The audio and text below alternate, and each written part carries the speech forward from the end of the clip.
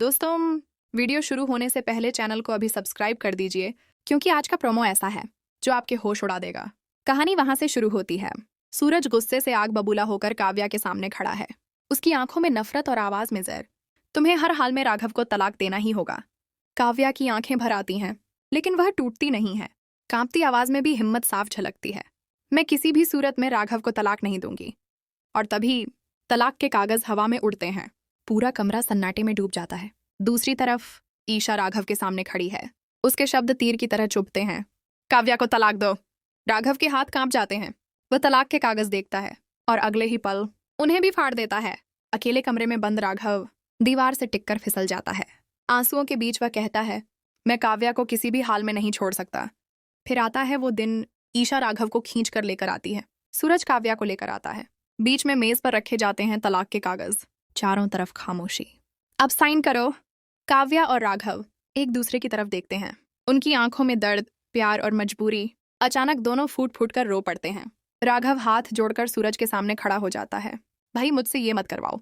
मैं काव्या को नहीं छोड़ सकता। पहले मेरा इरादा कुछ और था, लेकिन अब यह मुमकिन नहीं है। वह आगे कहता है, और जिसने काव्या को जलाया है वो मैं नहीं हूं। मैं उस गुनहगार को खुद पकड़ूंगा। अब शुरू होती है सच्चाई की तलाश। राघव हर कोना खंगालने लगता है। हर शख्स शक के घेरे में, हर आवाज पर नजर। एक रात राघव कमरे के बाहर से गुजर रहा होता है और तभी वह बिंदिया की हंसी सुनता है।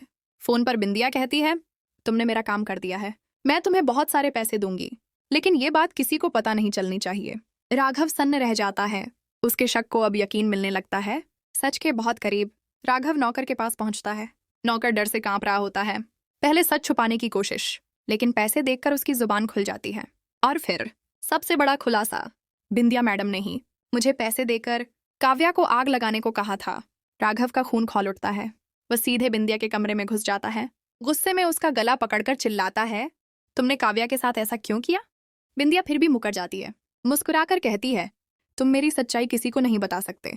तभी राघव का हाथ उठता है और जोरदार थप्पड़ पड़ता है। बिंदिया हक्का बक्का रह जाती है। राघव दहाड़ता है, अब सच छुप नहीं पाएगा। अब सवाल ये है दोस्तों, क्या राघव बिंदिया को सबके सामने बेनकाब कर पाएगा? क्या काव्या को इंसाफ मिलेगा? क्या टूटे रिश्ते फिर से जुड़ेंगे?